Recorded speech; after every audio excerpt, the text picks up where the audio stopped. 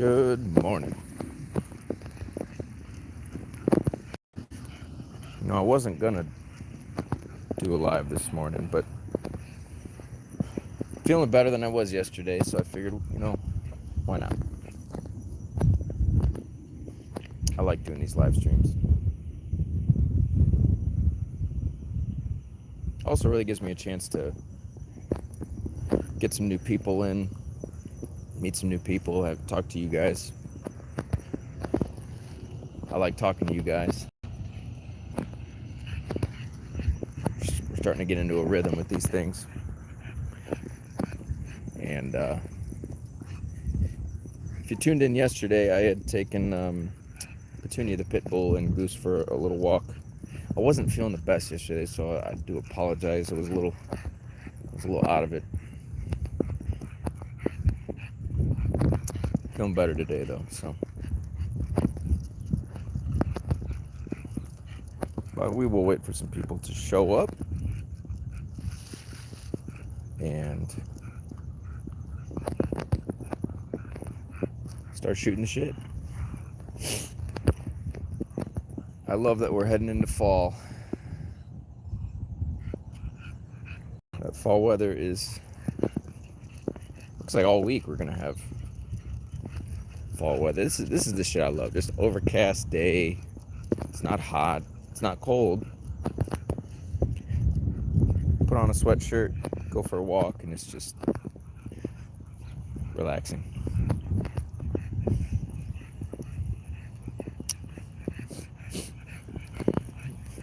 But I'll wait a few minutes, see if we can get some people to join us.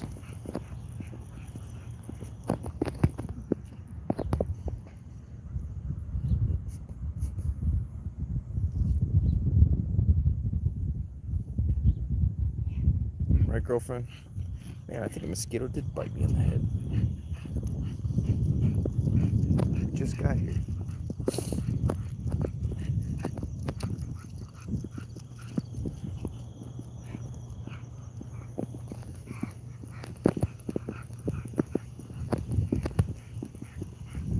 Anyway, good morning to those of you who popping in. Just waiting for some people to show up. Appreciate you joining. If you're new to the channel, this is my dog, Gray Goose. Just going for a morning walk. Love doing these off-leash live streams, especially for people that are just discovering the channel. It's just a really great way to show people what we do, the results that we are able to achieve. Like yesterday, I took, if you're just showing up, yesterday we did an off-leash stream with Petunia the pit bull and Gray Goose. Petunia is one of my most successful clients. This older woman and her pit bull. Really, really awesome.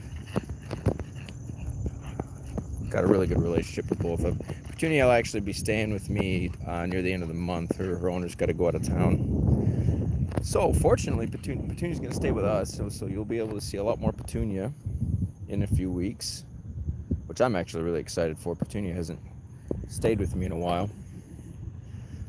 And I don't have a lot of content of Petunia, so I think it'd be a great opportunity to show everybody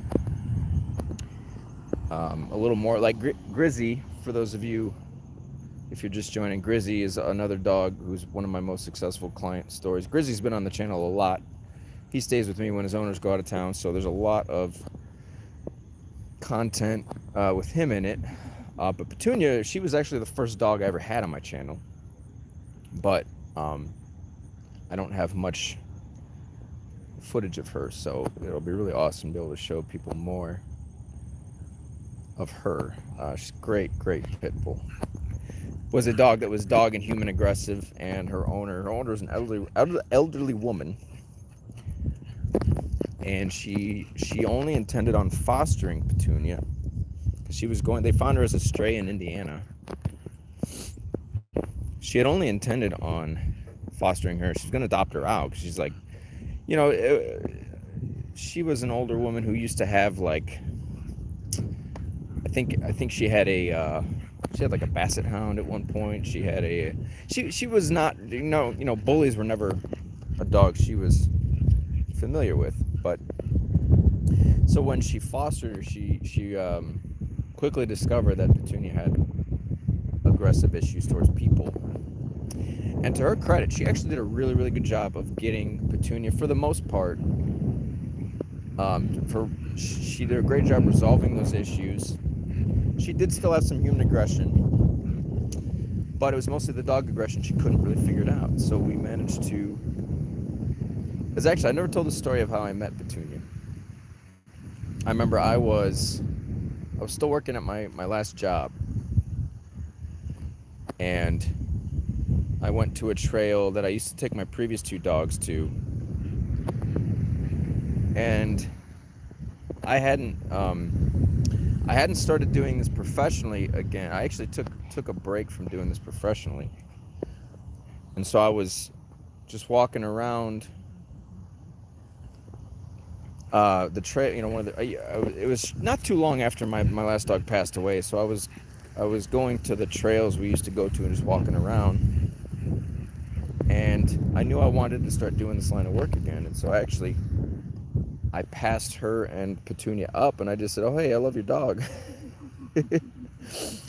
And she starts telling me about the issue she's got, and I started telling her about what I do, and she hired me on the spot. She we went for a walk. I showed her what I could do with Petunia, and she's like, "All right, you're hired." And the rest is history. Petunia's. I still love going to visit them every now and then.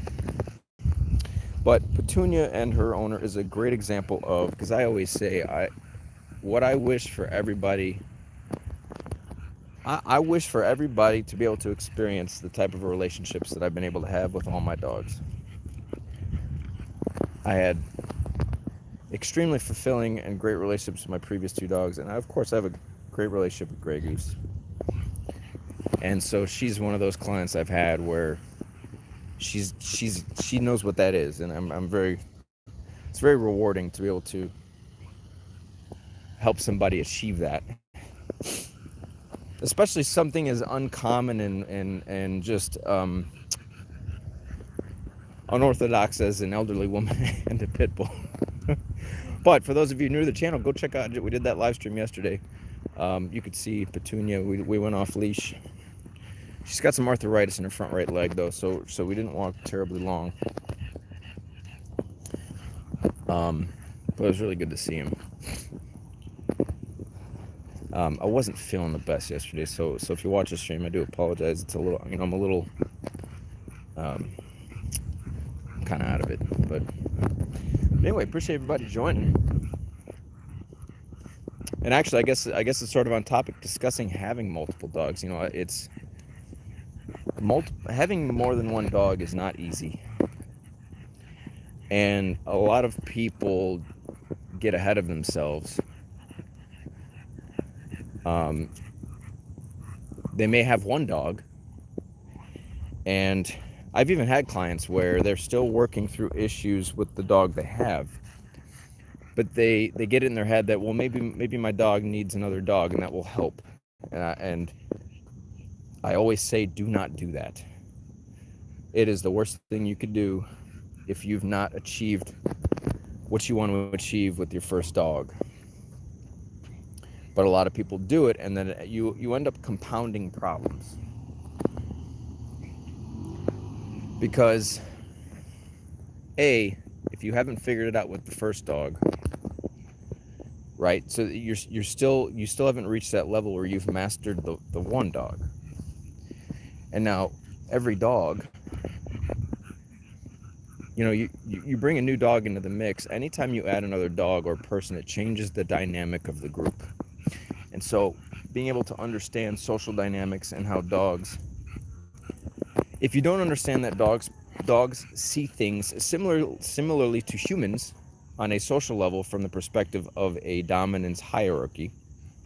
Like, say, for instance, I love the analogy of the workplace. The workplace is a dominance hierarchy, right? Dogs see things in that way, and if you don't have that understanding, that foundational knowledge, and how to work with that, then adding more dogs to the group is going to cause chaos.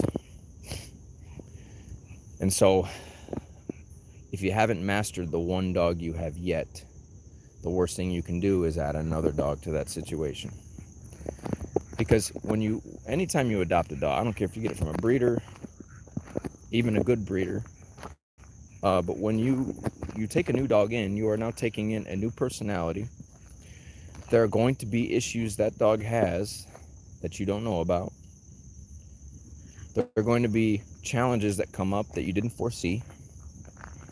And so if you haven't squared things away, for a long period of time with the first dog, then you are now adding all of these unknown factors to the situation. And then, of course, it's like, well, there are a lot of blind spots with that, where there are situations that happen that are completely unexpected.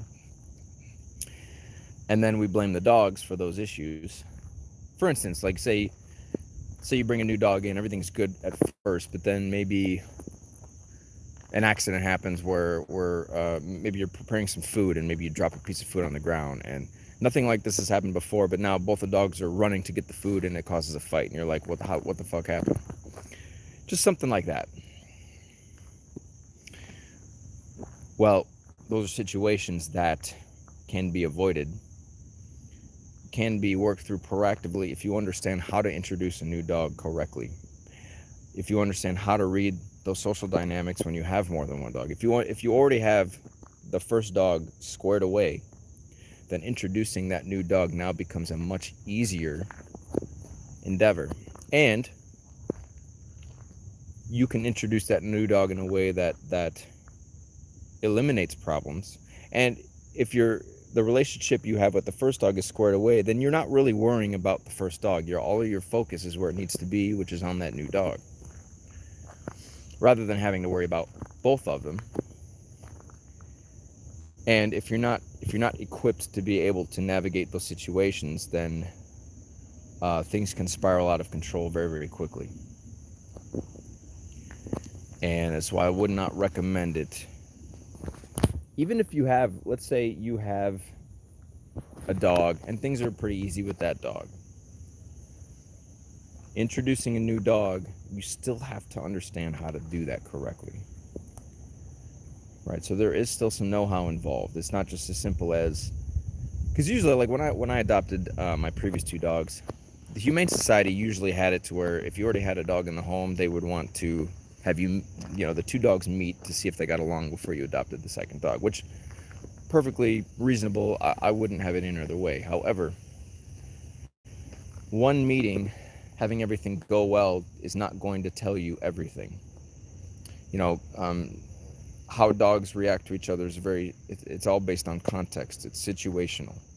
So two dogs can meet each other, say in a backyard, somewhere that you could consider neutral territory, that neither dog would be not necessarily territorial over, and they'll get along just fine. But now you bring those two dogs into a home, and you involve food and toys and things that dogs may try to compete over or possess, and now so the conflict may arise out of those situations, and so a lot of people don't see those things coming. They're unprepared for it. I've been to many homes where there's multiple dogs. We're talking 3-4 dogs, and usually they may call me for one dog, but when I get there, it's, well, you called me for this dog, but this dog also has this problem. These dogs do this. There's usually things that were not mentioned, and you begin to see the real picture when you arrive. It's that there's maybe one dog that's instigating it, or maybe one dog that the owners they perceive that dog to have really the core of the issues, but really there's other things going on. I've had situations where I've had people call me for one dog, and when I get there and we work through things, I'm like, I don't even think this dog's the issue. I think it's the other, the other dog is actually the root of the problem, and the owners, they can't see it. Um, so it's just something to be aware of. Like if you're considering getting another dog, I would really give it a lot of thought and be honest with yourself about how good are things with the first dog. Like, do I have a very high level of respect from the first dog? Do I have a great relationship with the first dog? On a day-to-day basis, is there friction or is there conflict between you and the dog? Or are things very smooth? Does the dog listen 100% of the time? Does the dog engage in power struggles with you? Does the dog challenge you? Does the dog break rules all the time? Does the dog intentionally cross boundaries that you've attempted to establish? If the answer is yes to any of those things, then adding a new dog to the equation would not be a wise decision. At least at the moment, right? And then, of course, there's the what if you bring a new dog into the mix and it has aggressive problems that maybe the shelter didn't know about, didn't tell you about, or maybe the dog didn't demonstrate those things when it was at the shelter. So now you bring this dog home that you don't even know is aggressive.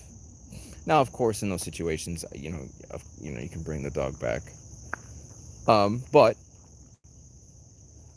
there's the potential that, say, if you brought that dog home not knowing those things, that dog maybe hurts the dog you already have. And even though you may bring that dog back to the shelter, it's like, well, you've already had an incident that has caused harm to your first dog. But the root of it is we need to understand dogs on a social level if you really want to be able to manage or lead a group of dogs. And I'm not even just saying like 3. I'm just 2. Being able to have 2 dogs in the home at one time it's that's a huge step up from just having 1. So you really have to understand social dynamics. You have to understand how all these different aspects of leadership, communication. How do I establish boundaries for all the dogs involved? What's up, Franco? How you doing? Appreciate you joining, man. And then you just have to understand, how do we navigate these things in a way that promotes positive relationships between all the dogs involved and of course, well, just everyone involved, especially if you have a family. It really becomes a powder keg when you have a family and you have multiple dogs and maybe you have multiple children. Oh my God, I remember I went to, somebody called me about, this is probably the most chaotic session client I've ever had. It's funny, actually, this guy reminded me of one of my childhood friends. It's like the same personality and everything. But this guy called me. They just got this new puppy, and they already had I think one other dog. It's like a Rottie mix. Actually, no, the puppy was a Rottweiler mixed with oh man, I can't remember. Beautiful puppy. But the guy who called me, they had like 7 kids, 2 dogs. And of course it's a puppy. They're like, oh, she's peeing all over the house, she's chewing everything up, all these different issues. They already had a dog. I don't know why I got the puppy, because he's telling me over, we're getting I'm going through this shit with my wife, and she don't listen, she don't help me with it's just nothing but conflict. And so when I got there, all these kids are it's just like absolute chaos, and these poor dogs are just stressed the fuck out because these kids are just all over these dogs.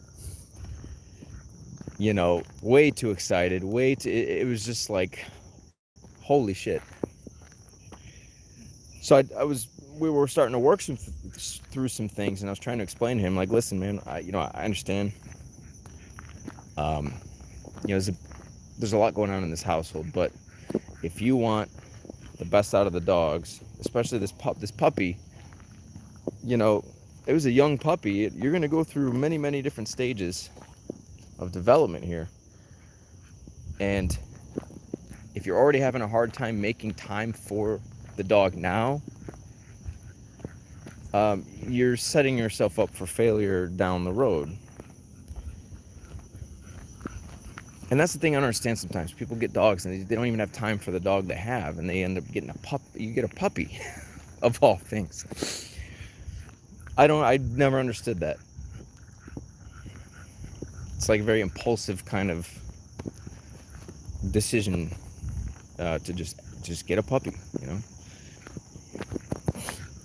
People do it though, and so I gave him the best advice I could.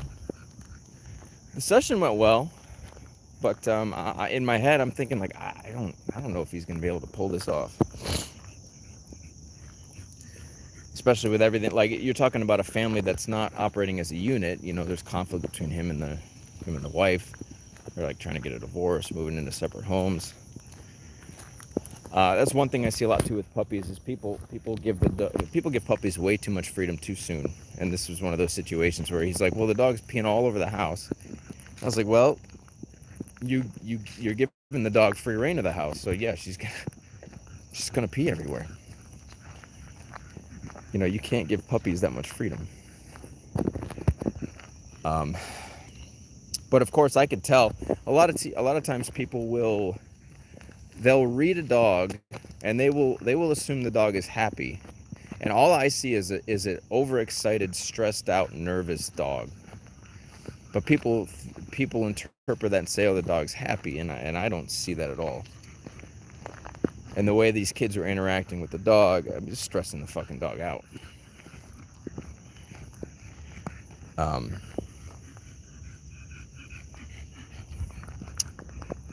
But anyway, it's when you have. Oh, and I do have a there's a 2-video series regarding this dog, Hogarth. It was a great session, awesome family. But that was another situation where they had a kid and they were having they were expecting another child, and they wanted to figure out, you know, having these issues with our dog. How do we wanted to work through these things before their new child was born, which is, to me, that's the way to go. Like, get this stuff squared away before you have your next kid. But I think that's the only 2-video series I have on my channel where there is a kid involved. So you could see how we incorporated their son. How does he fit into the picture, right? Because you're adding, you know, you have a dog and you're adding children on top of it. So, like I said, anytime you add a new dog or a new child to the new person, it's going to change the dynamic. Because we're looking at things on a social level.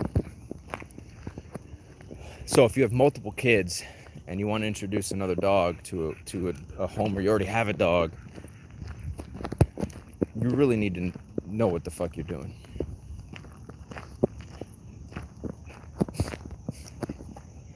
I'll tell you another story. There's a dog I had on my channel, Milo, who was very, very. Actually, he's the only dog like this I've ever worked with. But Milo, if you go back, I think it was maybe a couple months ago, I posted 5 or 6 videos with Milo. I still don't know what kind of dog he is. He looks like a pit, but from what I remember them telling me, he's not a pit. But extremely, extremely insecure dog. Very, very scared. Just like a very tense, nervous wreck of a dog. But he's in a 3-dog family home. Unfortunately, the situation with that family was the father figure had passed away, and it caused a lot of, as it would any family. I mean, it was an unexpected death. It put the family through the ringer, you know. Now, they got Milo shortly after he passed away, so Milo was a new addition, but considering they were still seriously grieving, you know, they had a pit bull and an English bulldog aside from Milo, and they were telling me that You know, the pit bull and the English bulldog they never fought, but after that incident, the two dogs started fighting over toys and whatnot. And the reason that happens is when you have a serious emotional upset like that, like a death in the family, and it causes a lot of emotional instability in the home. You know, the dogs don't know what you're going through. All they understand is the emotions you're putting out there. And so unfortunately, all the dogs understand is that, hey, somebody needs to step up and take control around here, because the leadership that was once here is no longer here.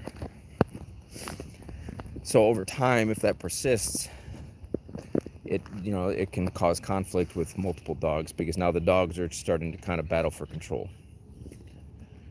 Somebody's got to be in charge of the group, right? But Milo was introduced shortly after that, and he just never, I don't think, ever really got what he needed. And so he was the epitome of, have you ever heard people talk about Velcro dogs? I mean, this dog, the first time I met Milo, I was doing a free seminar at the local pet store, and they brought him in, and could tell he was just a nervous wreck, but he clung to his owner so hard. I've never seen a dog cling so hard. It was like a magnet. And so everybody else had left, and so I was working with them last. I already worked with a couple other people before them. So we took him outside, and I was telling his owner, like, hey, just push him away, create some space between the two of you. When he clings to you like that, don't let him. Just push him away, send him away. And this dog was so insecure because he never gotten any direction. But once she started to do that, he started to open up a little bit, open up more and more and more, and the body language started to change. And you could see the confidence start to build in him a little bit, because now he's starting to, he just wants to know, like, what the hell do you want me to do? You know what I mean?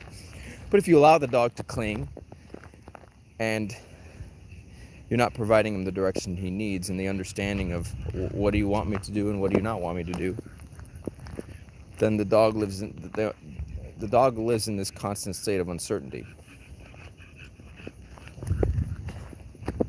But unfortunately, I think it was a reflection of the family, because now the family had lost their father figure, the husband, and I think it put the family into a state of uncertainty. And there's just a lot of emotions, you know. It's completely understandable. But that's the effect it can have on your dogs, especially when you have more than one.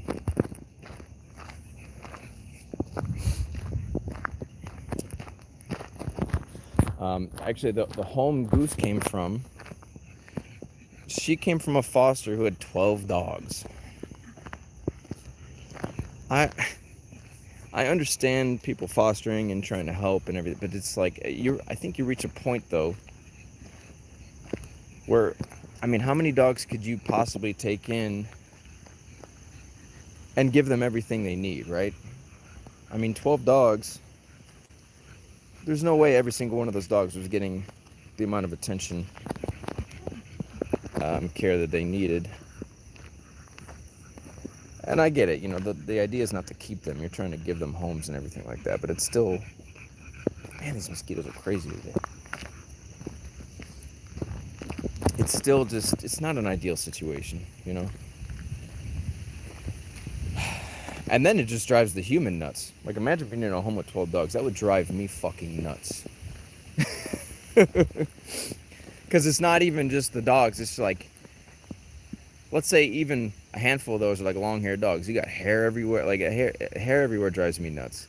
So the hair alone would probably send me up a wall. Even if the dogs weren't doing nothing. It's like all this fucking hair everywhere. I can't. You know? That's just me.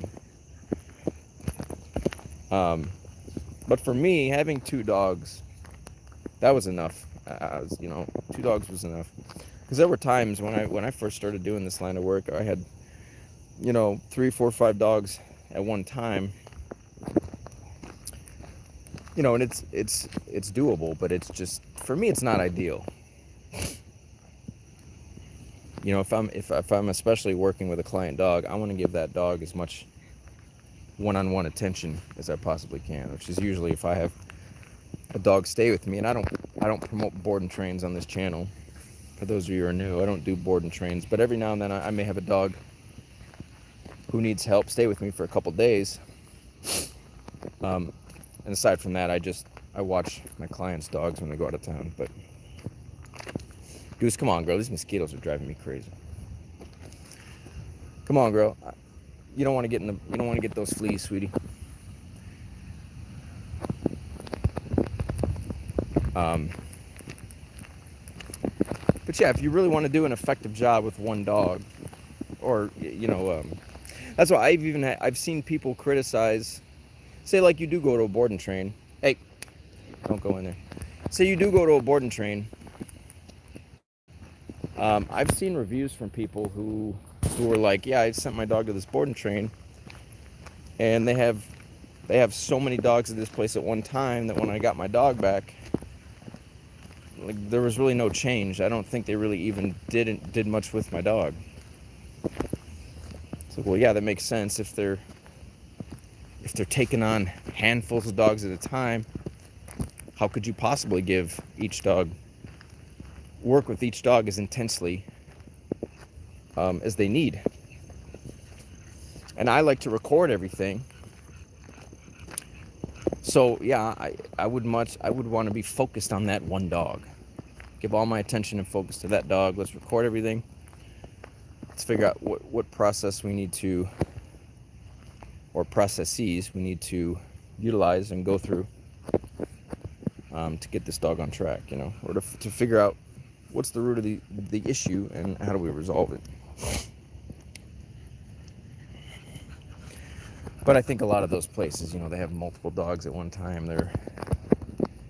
Hold on, Goose. Wait. We got a dog coming up. To me, it's just like they're just trying to print money, you know. Which I don't even understand it, because you bring these dogs, and you can go ahead. What's that? Yeah, she's not going to bother you, but we'll give you some more room. You can go ahead.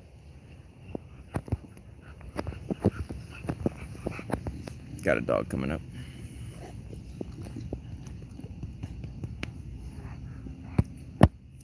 These mosquitoes are crazy. Right, girl? Mm-hmm. You're welcome. Morning. Careful, the mosquitoes are crazy this morning. Yeah, they are nuts. What's that? Maybe I'm not gonna go. I mean, the umbrella may help. It's just they're bad today. Yeah. You're welcome.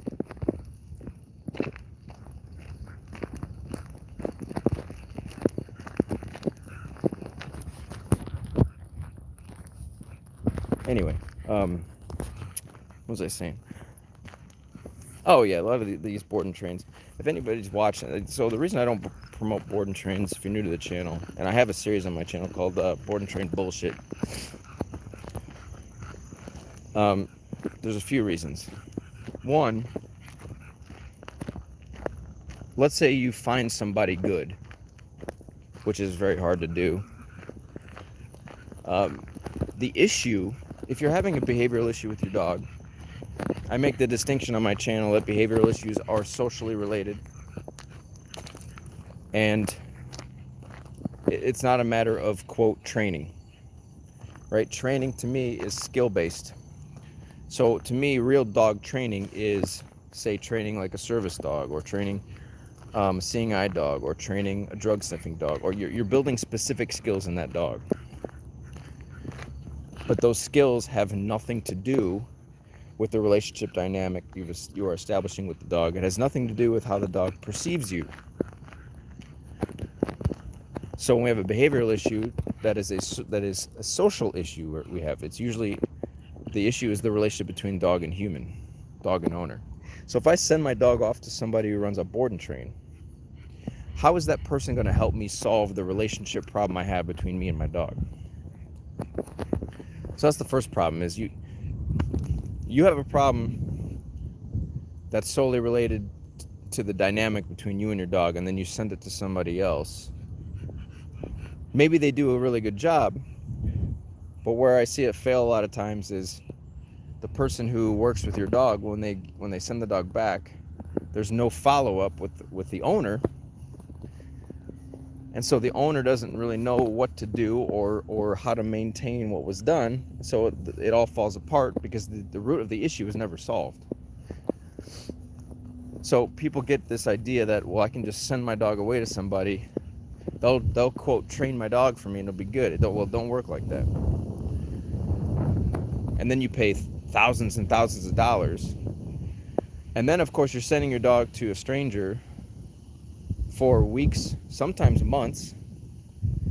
And if you watch the Board and Train Bullshit series on my channel, I mean, a lot of these things, there's a lot of shady people out there who, either the dogs get abused or sometimes they die. And I mean, those are worst case scenarios, but those are potential outcomes.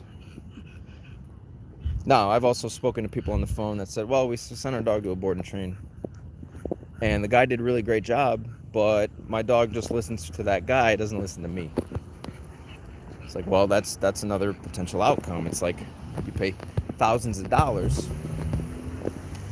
to ship him off somewhere, and they may do good work, but now it's like they send you a dog back that still doesn't listen to you. You know what I mean? Yeah, but, hey, what's up, James? Basically, yeah, you paid a shitload of money for that dog to listen really well for the other guy. So that's why I don't promote these programs, because a lot of times I think they're predatory. Now, there are good ones out there, don't get me wrong. There are good ones out there who do the follow-up with the owner, who get good results. I'm not saying there aren't. But I much rather, that's why I really only do the in-home private sessions with people. Because I want to be able to see the dog in the home environment. What's the family? How are they interacting with the dog? Which again is the root of the issue. I want to see what's the dynamic there. What is the family doing incorrectly? What issues does the dog have? We work through those things one by one. Let's figure out the correct strategy moving forward.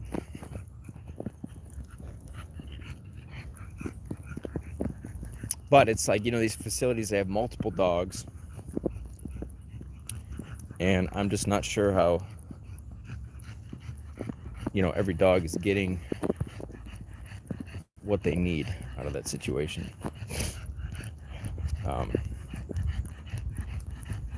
But that's my take on it anyway. Like I said, I'll take a dog in for a couple days if I have to.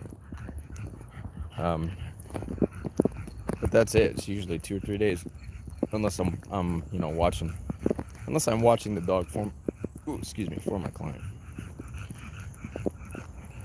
But that we're not doing behavioral work. Anyway, appreciate everybody joining. Those that are new to the channel, it's my dog Gray Goose. Just going for our morning walk. It's starting to rain here a little bit.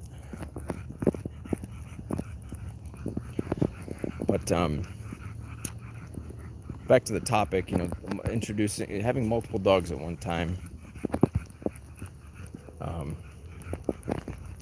I don't recommend it if you're not experienced. I would say, I think most of the people that call me have more than one dog. Well, maybe that's not true. I guess if I went through my catalog, it's probably an equal split. But it's just not, the reality. I think, it's like when people get their first dog. You create this story in your head, this fantasy. And the fantasy always, is more appealing you get all, you start to create this, all these emotions attached to it, how great it'll be, and then you end up doing it, and it's the reality never quite lives up to the fantasy, right? So it's just something for people to be aware of. Even if you're thinking about just getting one dog, getting one dog is still challenging, especially if, it doesn't matter what you get. Puppies have their own set of challenges, as adult dogs that come from shelters who have issues. There's going to be challenges and problems no matter what. It doesn't matter which road you go down. But I always say, for me, taking a dog in, and because having a dog is a great opportunity to develop leadership skills. So I look at any behavioral problem as an opportunity for growth. It's an opportunity for me to not only utilize the skills I have, but also further refine them. It's an opportunity for me to learn something from that dog. Because I see the dogs as the greatest teachers. I never had a mentor. I never had I've had influences. But I never had a human being tell me or guide me on how to work with dogs. I learned from the dogs, right? So each dog I meet, I take the knowledge I've acquired from all the other dogs I've worked with to that new dog, but I'm also, that new dog is like a blank slate. I'm just observing that dog. What is this dog showing me? And then working with that. There's a lot of subtleties. Like, there are things that I always start with what I know and what has worked with other dogs, and when that if that doesn't work, then I adjust the approach, or we troubleshoot. And you have to be really good at that, especially when problems come up on the spot, and you got to be able to figure out a solution right then and there. Actually, that's some of the most fun. Those are some of the most fun sessions I've ever had, when problems come up or challenges come up that we didn't foresee, or the dog kind of throws us a curveball, and it's like, it's like putting a puzzle together. You're kind of playing a game of chess with the dog sometimes, and I really like that process. I don't know, I like the challenge of it. It's very satisfying when you figure it out too.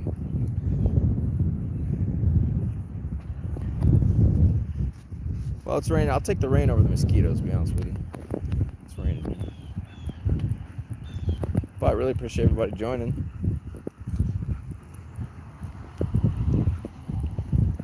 Yeah, when you take on the task of having multiple dogs, you must understand, right? The dogs operate. They see the world from the perspective of a dominance hierarchy.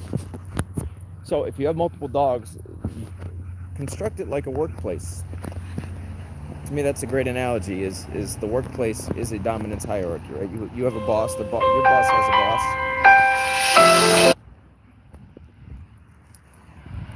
You have, or maybe you are a boss and you have employee people under you, people above you.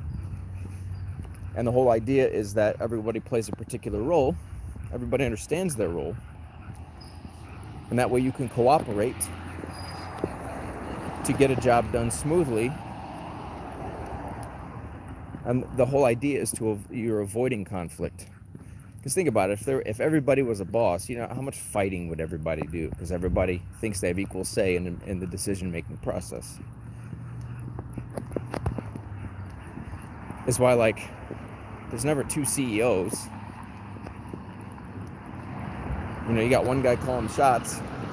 You may not agree with the shots, but it is what it is. I always say, when you have dogs that are fighting, right, what is the fighting over? They're battling for control. So if we understand this, then the goal would be, I need to establish myself at the top of this hierarchy, so all the dogs in question see me as the authority figure. All the dogs in question adhere to the rules and boundaries I've established. All the dogs in question understand that I control everything. So this eliminates the fighting because there's nothing to fight over. Two dogs can't fight for possession of something because neither owns it. I do. And neither will fight me for it.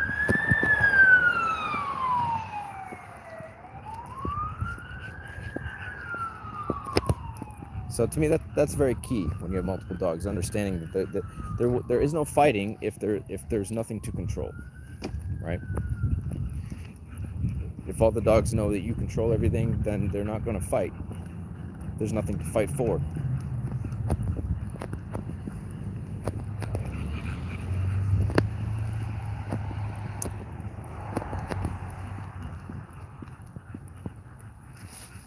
And it's just really, structure is a huge part of that, you know.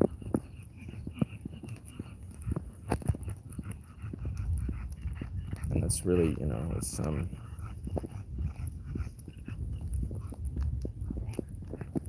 really what it comes down to.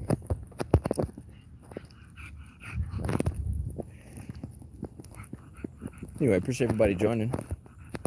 Hope everybody's having a wonderful Wednesday morning.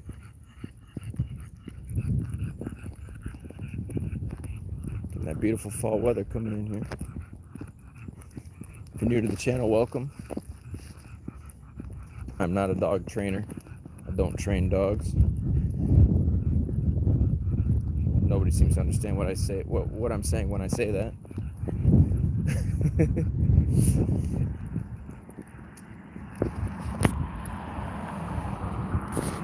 But the way I explain it is, the distinction I make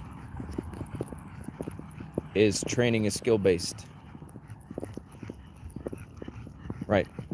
If I have a behavioral problem, we're now discussing a social problem, not a skill problem.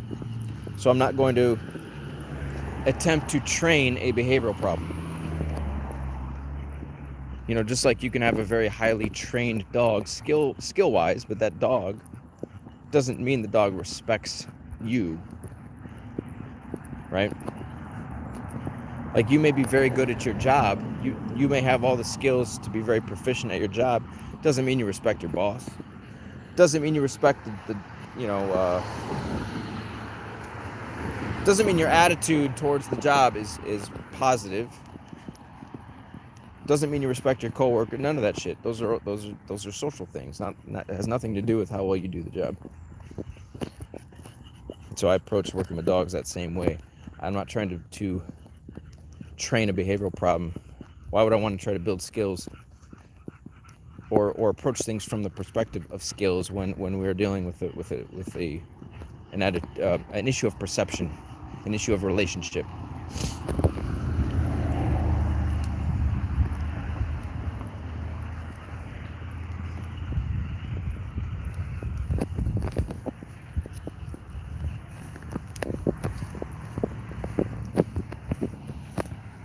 But, I mean, to the topic, if you're just joining, I think I've said everything I really wanted to say about the topic.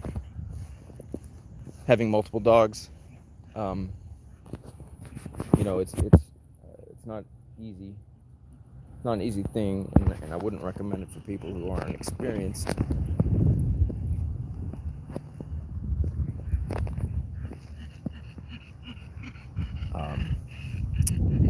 You know, a lot of things can go wrong. You introduce new dogs to a group, and it's going to change the dynamic. And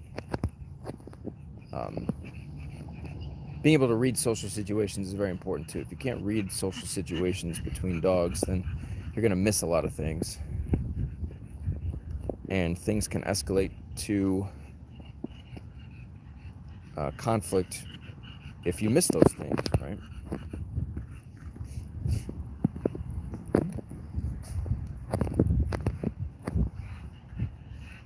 What you think, girl? I know. Tell me about it. But anyway, if anybody has anything they want to share, any questions, if you have a dog of your own you're having a problem with, feel free to ask. We did a stream yesterday. I took Petunia the pit bull, did an off-leash walk with her and Goose yesterday. Petunia will be staying with me later this month, so I'm really happy to announce that. Petunia was the first dog I ever had on the channel. Still one of my most successful clients, but I don't have a lot of her on the channel, so it was nice to do a stream with her yesterday, and it'll be really cool to have her stay later this month, and we can get more of her on the channel. Right, Goose? Definitely. Yeah, I know it's starting to rain, Spirit. But I really appreciate everybody joining. If anybody has anything, questions, I was talking yesterday. If anybody does watch that stream, or actually, on Saturdays I've been taking Goose off leash downtown, busy downtown Plainfield. Those are probably some of my favorite streams I've ever done. Having her off leash in downtown with lots of traffic, other dogs, cops. A lot of fun. Those are posted if anyone wants to check those out. But I was talking yesterday about if anyone knows Robert Hines, I guess he's no longer giving free advice. Made a post and he was sort of shaming his audience by saying, you know, I help so many people with what I put out and nobody shares my work and yada yada yada. And it's like, well, nobody's obligated to, first of all.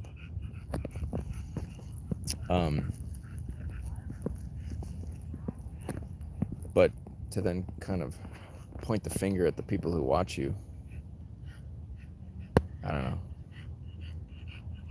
It's a little weird to me.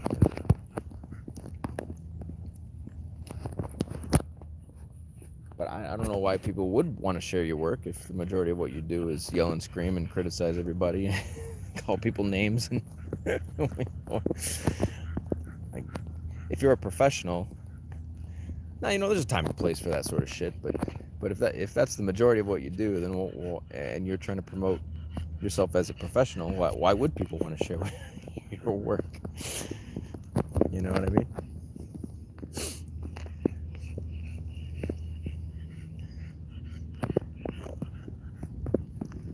But you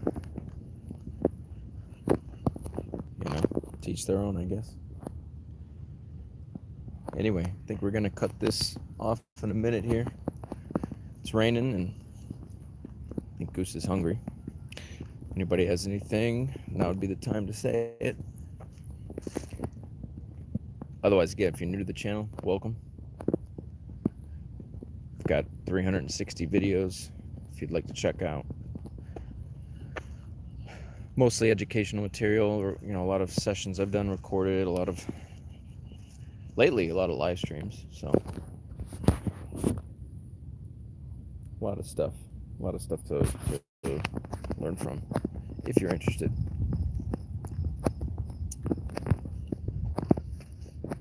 All right, girly girl, what you think? You want to go home and eat? Oh, hold on, Jim. Oh yeah, what'd you get, James? Or what is it? Damn, 9-year owner. That's crazy. That sucks, man. I really feel for dogs. It's like your owner passes away and you don't know what the hell's going on. That's rough.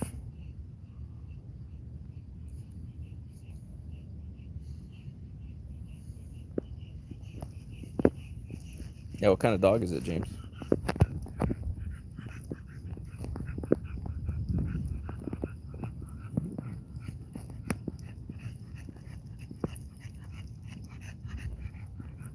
It's all good, man. Very, very common. Oh, female German Shepherd. Damn. Any issues you know about already, or is it how do you think it's gonna go?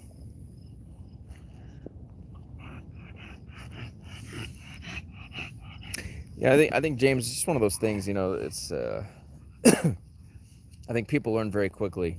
You know, when they do get a second dog, and the truth of the matter reveals itself, and you're kind of like, I think maybe I bit off more than I could chew.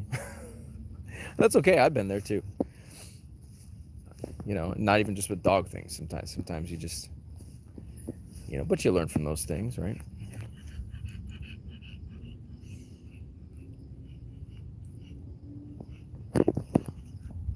You know, it's just how it goes sometimes. Yeah, I've worked with my handful of German Shepherds, man. They're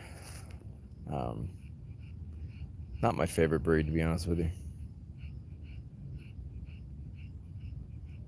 Although I've worked with some really great German Shepherds, and I've worked with some that I just I wasn't a fan of.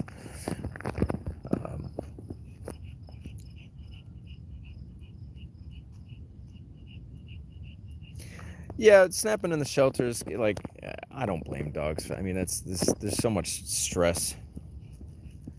It's such an uncomfortable environment to be in. You know, I don't. And a lot of you know, shelter people, even as well intentioned as they are, a lot of them don't really know how to handle dogs all that well. So there's so many. What's up, Ryan?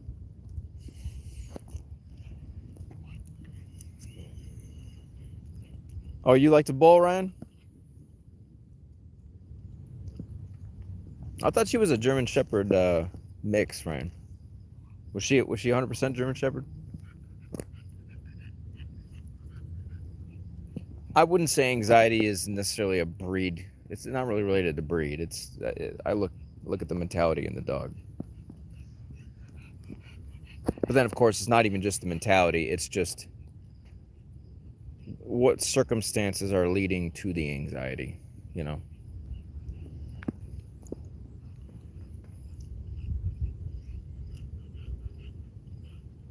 Yeah, that's cool, Jim. Like if you like German Shepherds, more power to you. Especially if you do well with them. You know. I've met some very, very, very well behaved German Shepherds.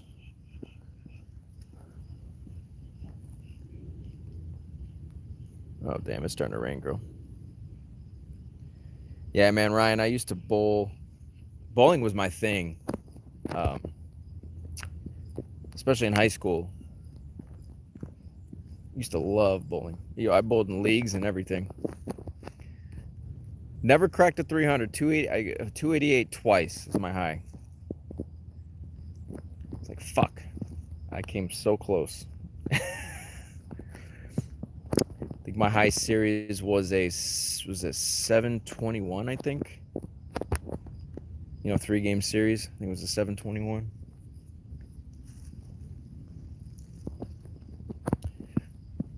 What you think, girl? I know it's raining, sweetie. It's nice out here, though. Mosquitoes are fucking brutal today. Shit.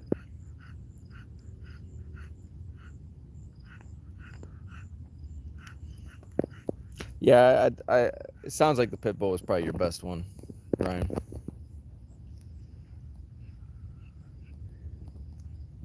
Yeah, that's the left you with something to remember him by, you know, with the hernia.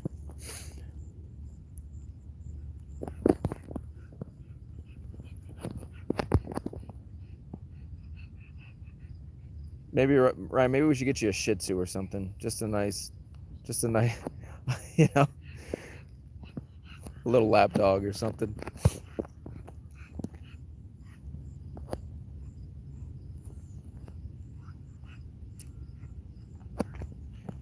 See, my car's the only one here. My girl. Goose is actually she's not a fan of being in the car. She doesn't like the car. That's just the way she's been since I've had her. She's not a fan of the car.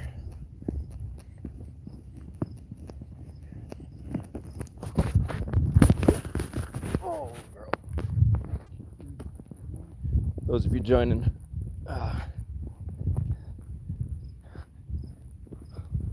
we're we're gonna end here soon, although we got some people showing up, so I may stick around and chat with you guys. I've already said everything I needed to say about the topic.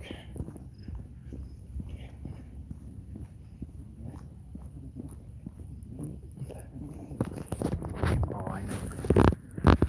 Oh, come on. Let's go. Let's go.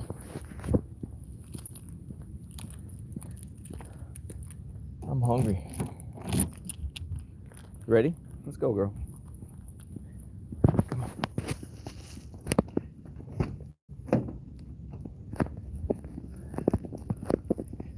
Yeah. Come on. Yeah, Goose is not a fan. I would say, like, I don't blame her. I'm not a fan of heights, so Ferris wheels and all that shit, I'm not a fan of, and she's just not a fan of being in the car.